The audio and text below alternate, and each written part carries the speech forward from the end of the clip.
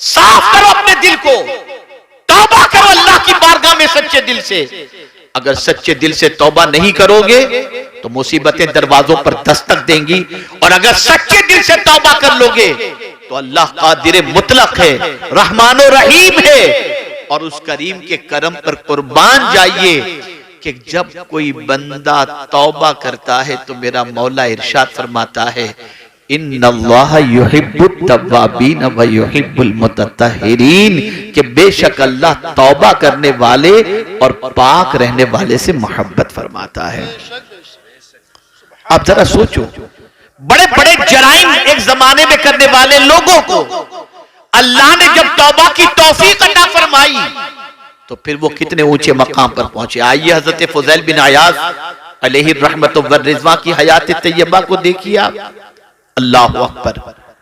डाका जनी का पेशा था, हर निकलने वाले काफले को लूटने का पेशा था।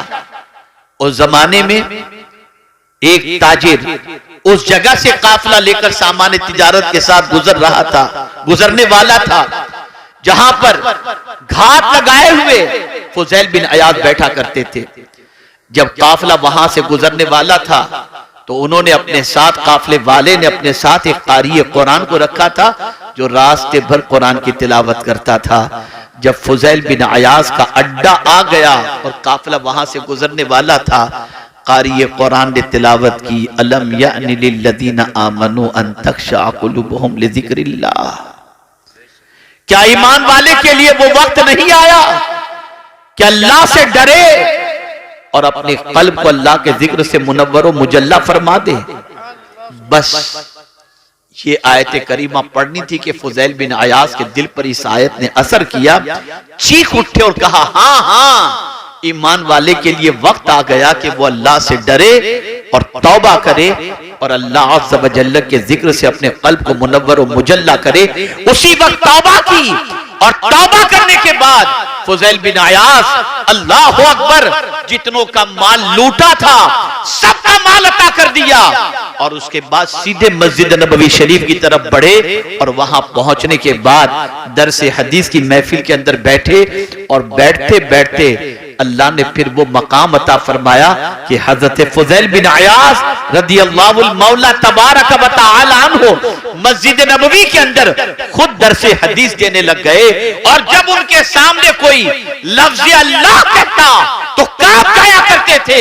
जब हजरत फुज़ैल बिन अयाज़ अलैहि रामा का विसाल हुआ तो दुनिया ये कहने पर मजबूर हो गई, फुज़ैल इस दुनिया से नहीं गए, अल्लाह का खौफ इस दुनिया से चला गया।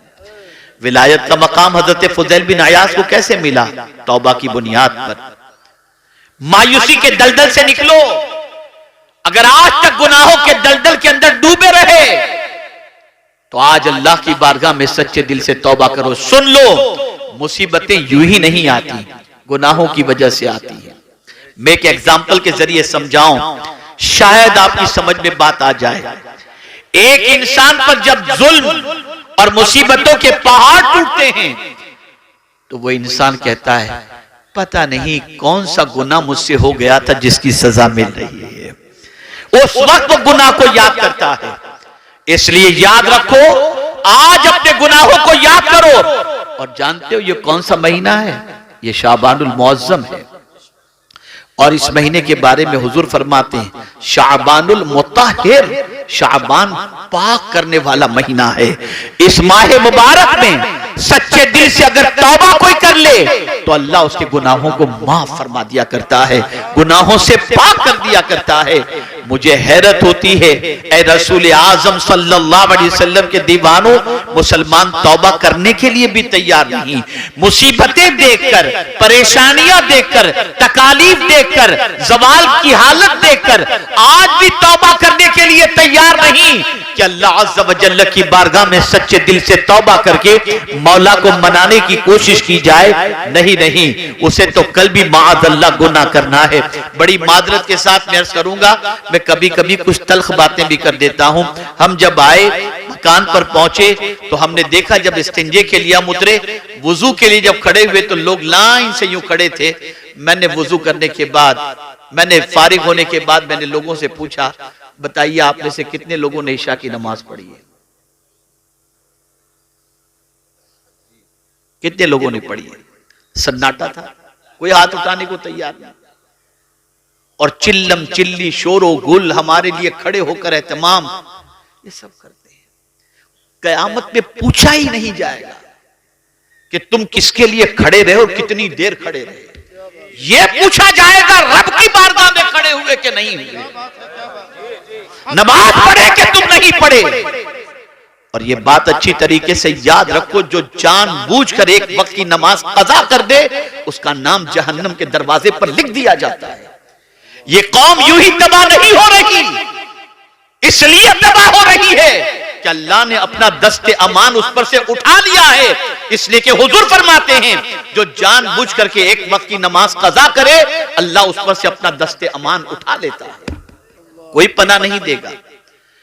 हम अगर तारीख उठा करके देखें, रसूल आजम की सीरत उठा कर देखें, सहाबा की सीरत उठा करके देखें, और हमें जो अल्लाह और उसके रसूल की तरफ से हुक्म मिला उसे देखें।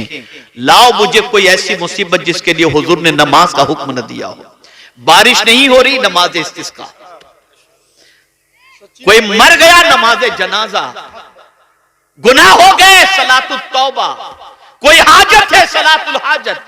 अरे खुद हुजूर सल्लल्लाहु अलैहि वसल्लम जब कभी इस्तिराब की कैफियत के शिकार होते तो हजरत बिलाल से फरमाते, अरहना या बिलाल, ए बिलाल मुझे राहत पहुंचाओ। बिलाल अजान कहते, हुजूर नमाज पढ़ लेते, हुजूर को राहत मिल जाती थी।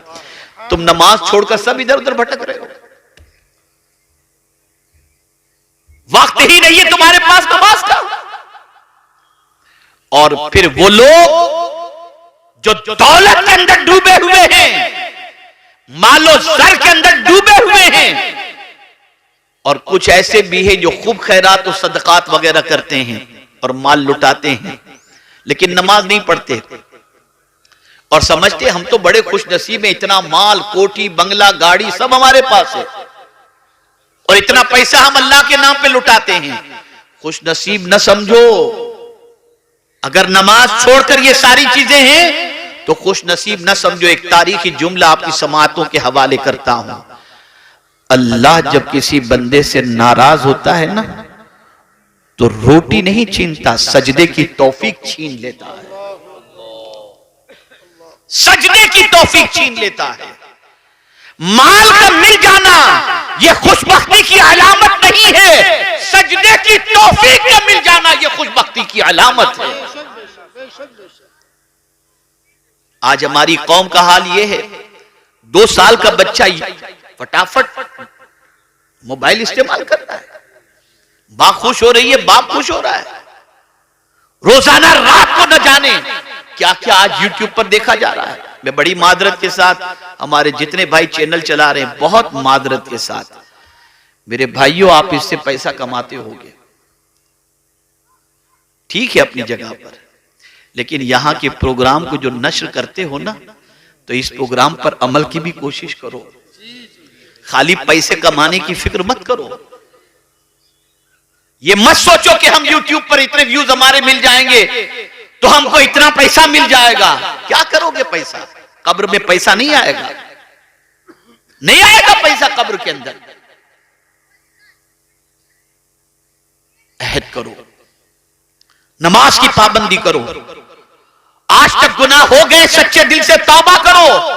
ये सारी मुसीबतें हमारे हाथों की कमाई है और बहुत सारे गुनाह तो अल्लाह यूं ही माफ फरमा देता है। ये उसका करम है, ये उसका फजल है, ये उसका एहसान है। इसको मैं कुरान की दूसरी आयत से आपको समझाऊं। मेरे प्यारे आका सल्लल्लाहु ताला अलैहि वसल्लम के प्यारे दीवानों, हजरत नूह अलैहिस्सलातु व तस्लीम की कौम गुनाहों में गिरफ्तार रही। हजरत नूह अलैहिस्सलाम की दावत को उसने कबूल न किया। 40 साल तक औरतें बांझ रही, किसी औरत की शिकम से कोई बच्चा पैदा नहीं हुआ। बारिश बंद हो गई, मवेशी मर गए। ये सारी मुसीबतें क्यों? हजरत नूह अलैहिस्सलाम जो पैगाम देते थे उस पैगाम पर उन्होंने अमल नहीं किया। लेकिन नबी तो बहुत नरम दिल होते हैं ना, वो अपनी उम्मत का भला चाहते हैं। इस कौम को निकालने के लिए उन्होंने कौन सा मंसूबा अता किया? तो कुरान कहता है फकुल तुस्तगफिरू रब्बकुम। हजरत नूह अलैहिस्सलातु व तस्लीम ने अपनी कौम से कहा, ऐ मेरी कौम, अल्लाह से माफी मांगो, और अगर तुम माफी मांगोगे तो होगा क्या? युरसिलिस समा अलैकुम मिदरारा व युमदिदकुम बिअमवालिन व बनीन। अल्लाह फरमाता, हजरत नूह अलैहिस्सलाम कहते हैं, अगर तुम तौबा कर लोगे, माफी मांग लोगे, तो अल्लाह आसमान से तुम्हारे लिए बारिश बरसाएगा और माल के जरिए और बेटों के जरिए तुम्हारी मदद फरमाएगा। लेकिन यह मदद आएगी कब? जब तुम माफी मांगोगे, जब तुम माफी मांगोगे। इसको मैं थोड़ा सा साइकोलॉजिकल और नफ्सियाती तौर पर समझाऊं। गुनाह करने से दिल पर बोझ होता है और रोकर आंसू बहाने से दिल का बोझ हल्का हो जाता है। गुनाह किए, दिल पर बोझ हो गया, अल्लाह की नाफरमानी की, दिल पर बोझ हो गया। लेकिन बड़ी रात को अल्लाह की बारगाह में रो रो कर आपने तौबा कर ली, ये दिल का बोझ हल्का हो गया। मेरा करीम कितना अजमत वाला है कि उसकी बारगाह में तौबा करो तो दिल का बोझ भी वो हल्का कर दिया करता है। इसी तरीके से एक और आयत करीम आप देखिए, इंसान है, इंसान से गुनाह सरजद हो जाता है, लेकिन गुनाह के सरजद होने के बाद वो गुनाह पर मुसिर नहीं होता। कुरान कहता है वल्लज़ीना इज़ा फ़अलू फ़ाहिशतन औ ज़लमू अनफुसहुम ज़करुल्लाह फ़स्तग़फ़रू लिज़ुनूबिहिम वमन यग़फ़िरुज़्ज़ुनूब इल्लल्लाह वलम युसिर्रू अला मा फ़अलू वहुम यअलमून। और वो लोग जिनसे बेहयाई हुई, जिन्होंने अपनी जान पर जुल्म किया, फिर अल्लाह का जिक्र किया, अल्लाह से माफी मांगी। अल्लाह अकबर, अल्लाह अकबर। कौन है अल्लाह के अलावा जो गुनाहों को माफ फरमा दे? कौन है? माफी कौन नहीं मांगता? तवज्जो चाहूंगा, माफी कौन नहीं मांगता? जो अकड़ता है, जिसमें घमंड होता है, वो माफी नहीं मांगेगा। जिसके दिल में अल्लाह की मोहब्बत नहीं होती, वो माफी नहीं मांगता। ए रसूल आजम सल्लल्लाहु ताला अलैहि वसल्लम के दीवानों, ये मुकद्दस महीना माफी मांगने का महीना है, तौबा करने का महीना है। क्या मिला गुनाहों की वजह से? क्या जवाब देंगे अल्लाह की बारगाह में गुनाहों के एवज के अंदर? कोई जवाब देने की ताकत नहीं रखता। अल्लाह फरमाता है कयामत के दिन अल्लाह फरमाएगा इक़रा किताबक, अपना आमाल नामा पढ़। है किसी में ताकत पढ़ने की? ऐ रसूल आजम सल्लल्लाहु ताला अलैहि वसल्लम के दीवानों, सैयदना गौसुस सकलैन रज़ियल्लाहुल मौला तबारक व तआला अन्हु, जिनको अल्लाह ने मां के पेट ही से बली पैदा फरमाया, उस गौसे पाक रज़ियल्लाहु तआला अन्हु की कैफियत क्या है?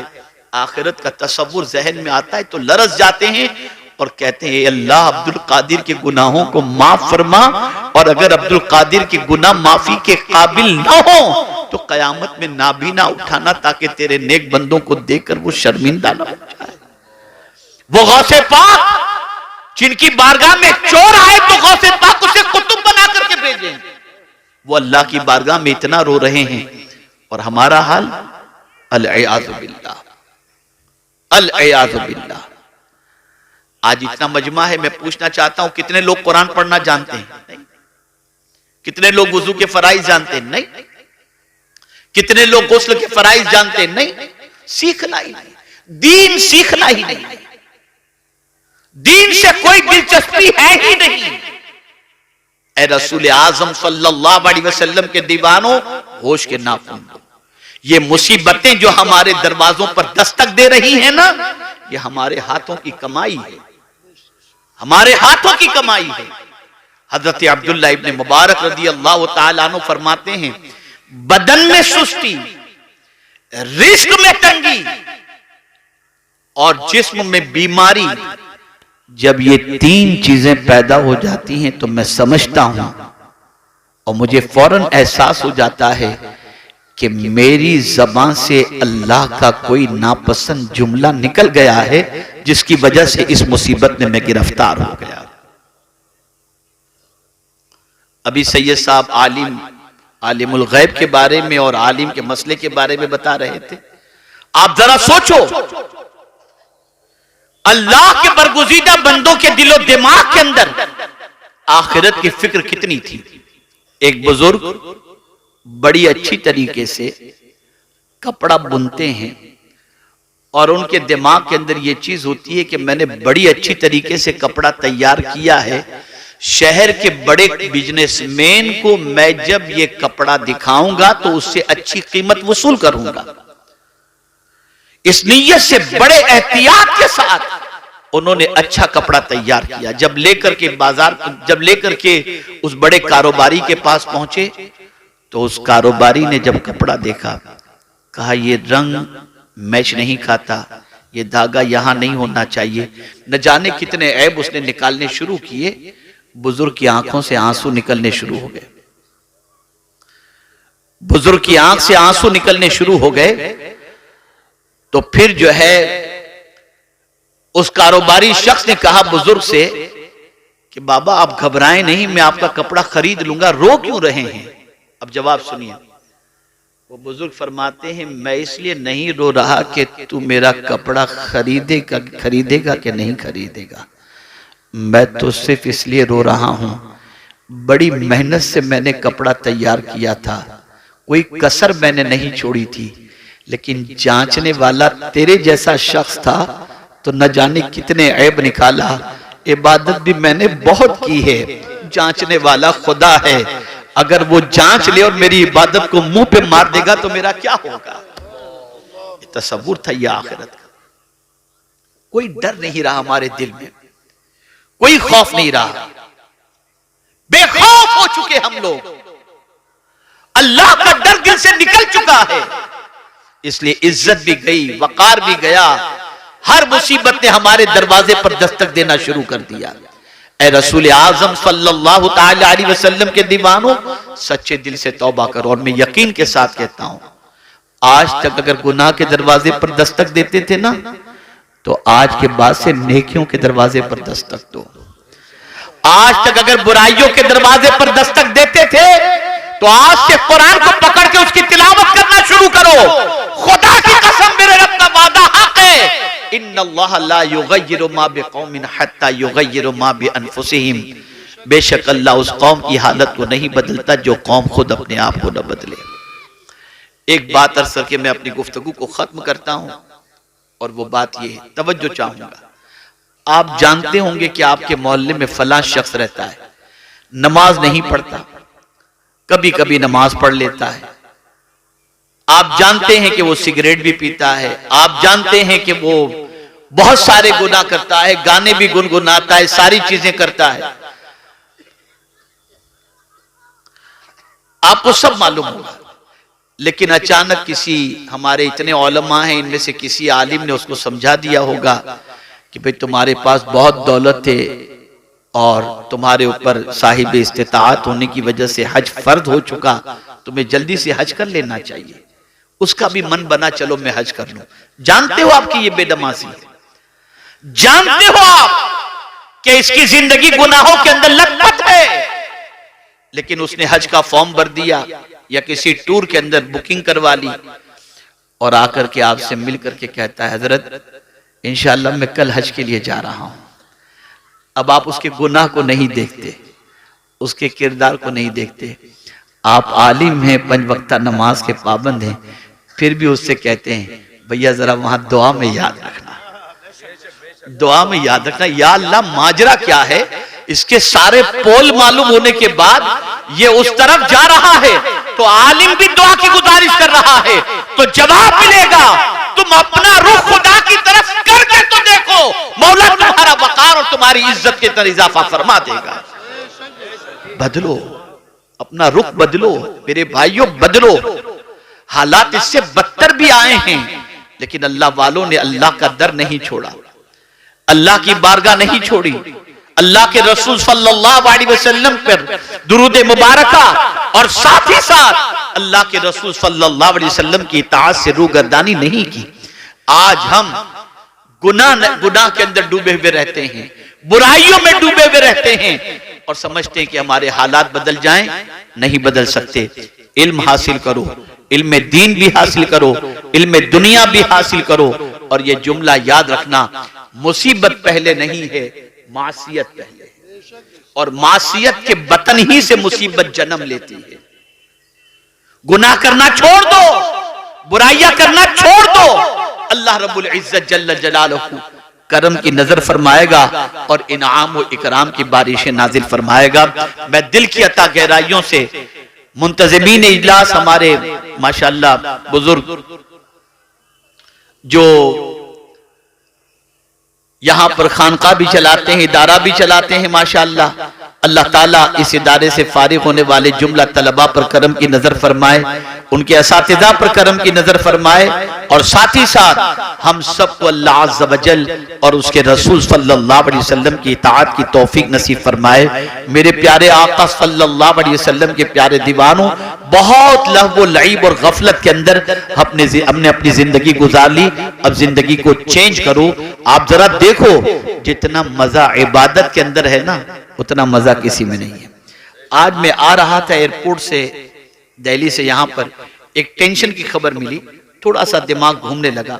मैंने फौरन कुरान शरीफ निकाला, मोबाइल खोला, उसमें कुरान शरीफ था, मैंने पढ़ना शुरू किया। थोड़ी देर के बाद मुझे रिलैक्स मिल गया। इसलिए कि याद रखें, मेरा चैलेंज है आपको, खुदा न खास्ता, खुदा न खास्ता, खुदा न खास्ता आपको अगर कोई तकलीफ आ जाए ना, आप फौरन वुजू करो, अल्लाह की किताब खोल करके पढ़ना शुरू करो। यार, दुनिया का कोई इंसान तसल्ली के जुमले कह दे तो तुम्हारे दिल का बोझ उतर जाता है। मेरे मालिक के जुमले से बढ़ करके किसके जुमले हो सकते हैं? उसके कलाम से बढ़ करके किसका कलाम हो सकता है? आज मुसीबत में आकर तुम सिगरेट पीते हो, नशा करते हो, अल्लाह की किताब पढ़ो, तुम्हारी मुसीबतें अल्लाह दूर फरमा देगा। बदलो अपने आप को। अल्लाह मुझे आपको सबको तौफीक नसीब फरमाए और हमें इन जलसों के अंदर आने के बाद, जैसे यहाँ पर हमारे 2-4 बच्चे तफरी कर रहे हैं, बड़े मजे से हंसी मजाक कर रहे हैं बैठे हुए यहाँ पर, इसी तरीके से कुछ वहां पर भी इसी तरीके से मसरूफ हैं और वो समझते हैं कि यहाँ तफरी के लिए आए हुए हैं। माशाल्लाह, बाकी सब तो बड़ी संजीदगी से सुन रहे हैं। मैं इनको इसलिए टारगेट कर रहा हूँ ताकि ये बराबर तवज्जो से सुने। ये वो महफिलें हैं कि इन महफिलों की तलाश के अंदर आसमान से फरिश्ते जमीन के ऊपर उतरते हैं, लेकिन हमने इस महफिल को तफरी समझ ली, हंसी मजाक कह कह सब चलता होता है। और यही वजह है कि इन महफिलों से जिंदगी नहीं बदल रही। मकसद हमारा कुछ भी नहीं, हम आते जरा देखें कितना बड़ा मजमा है, क्या हो रहा है, वुजू भी नहीं होता। वरना जानते हैं आप, सैयदना गौसे पाक रदी अल्लाह ताला अन्हु खिताब फरमा रहे थे। दौरान खिताब आपने एक बंदे को देखा जिसकी आंख लग गई। गौसे पाक जाकर उसके सामने खड़े हो गए अदब के साथ। आंख खोली निगाहों के सामने उस बंदे ने देखा कि गौसे पाक खड़े तो कांप गया। अल्लाह अकबर। तो मेरे गौसे पाक फरमाते हैं, क्या देख रहे थे? आंख बंद करके क्या देख रहे थे? उसने कहा, आंख बंद तो थी, मदीने के ताजदार की ज़ियारत नसीब हो गई थी।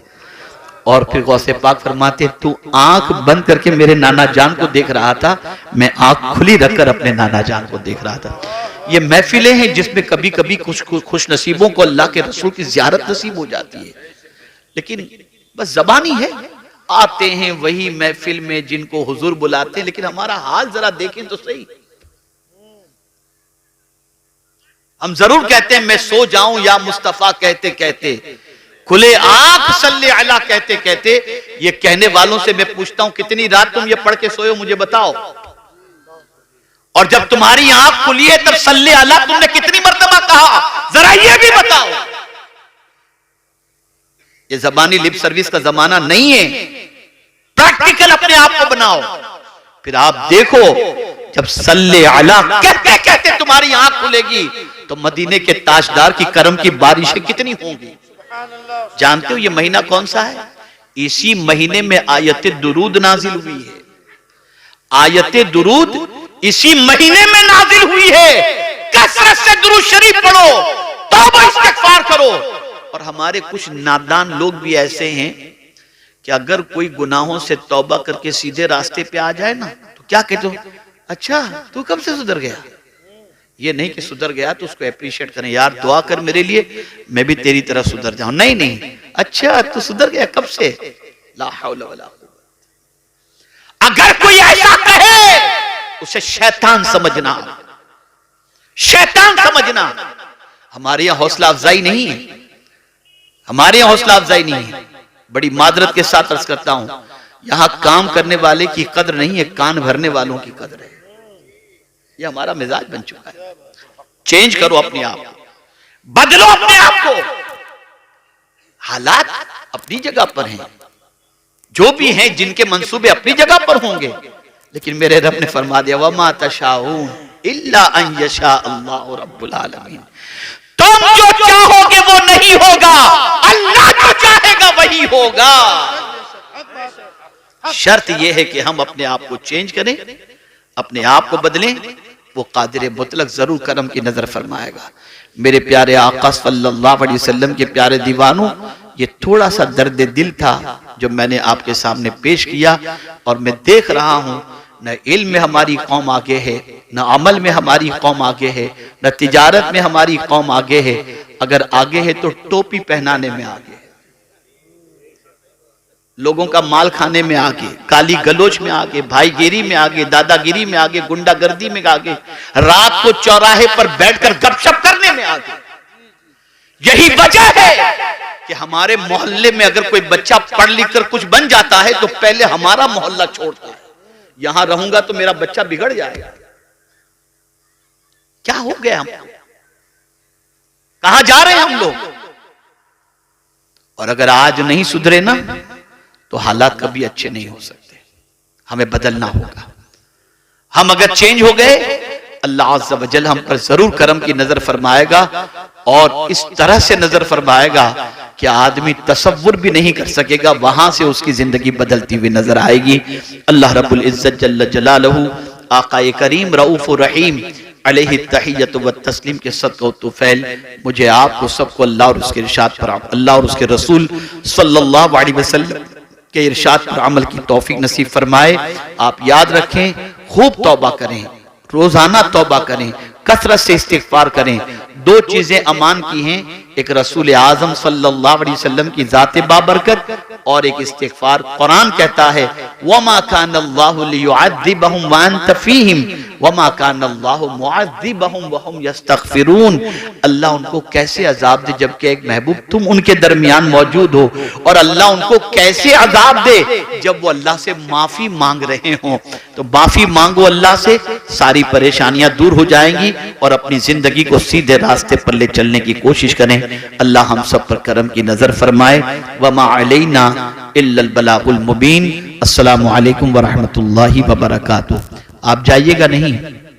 कुरान का वादा है कि अगर तौरेत पर, इंजील पर और जो कुछ नाजिल किया गया उस पर कायम रहते तो हम आसमान से तुम्हारे लिए खाना उतारते और पैर के नीचे से तुम्हें हम बहुत कुछ नेमतें अता फरमाते। हमारी जिंदगी कुरान से हट गई, हमारी जिंदगी तालीमात नबविया सल्लल्लाहु अलैहि वसल्लम से दूर हो गई। हमारी जिंदगी का कोई लम्हा दाम और कोई लम्हा गुनाहों के दाग से खाली नजर नहीं आता। और आज की पोजीशन तो ये है, कोई रात मुसलमानों के लिए अल्लाह की बारगाह में सजदा रेज होने के लिए नहीं आती, बल्कि हर रात मुसलमानों के दामन पर गुनाहों के धब्बों में इजाफे के लिए आती है। न जाने हर रात मुसलमान अपने दामन पर कितने गुनाहों के धब्बों में इजाफा करता है, उसके बारे में कभी गौर करने का ख्याल नहीं, कभी गौर नहीं करता, कभी सोचता नहीं। ए रसूल आज़म सल्लल्लाहु अलैहि वसल्लम के दीवानों, ज़बानी जमा खर्च को अब खत्म करना पड़ेगा। दावा तो हम करते हैं कि रसूल रहमत सल्लल्लाहु अलैहि वसल्लम से बेपनाह मोहब्बत करते हैं, नारे भी लगाते हैं, लेकिन कभी अपनी रातों के बारे में गौर कीजिए और कभी मदीने के ताजदार सल्लल्लाहु अलैहि वसल्लम की रातों के बारे में गौर कीजिए। हमारी रातें गुनाहों के धब्बों में इजाफे के अंदर गुजरती हैं, और मदीने के ताजदार की रातें हम सियाकारों के लिए बख्शिश की दुआओं में गुजरती नजर आती हैं। वो रात भर रोते हैं हमारी बख्शिश की खातिर, हमारी नजात की खातिर, हमारी मगफिरत की खातिर, हमें जन्नत का मुसाफिर बनाने की खातिर। और रोते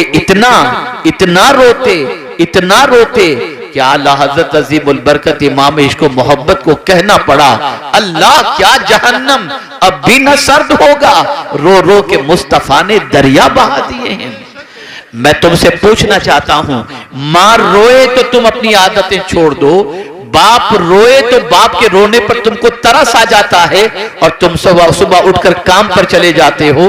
बाप अगर तुम्हें मन्नतो समाजत करे स्कूल चले जाते हो, और अगर बीवी रोए तो उसको मनाने की खातिर न जाने उसके सामने क्या क्या चीजें पेश करने के लिए तैयार हो जाते हो। इतने जालिम हम हो चुके हैं कि हमें हुजूर के रोने का कोई ख्याल नहीं, आकाए करीम के आंसू का कोई ख्याल नहीं।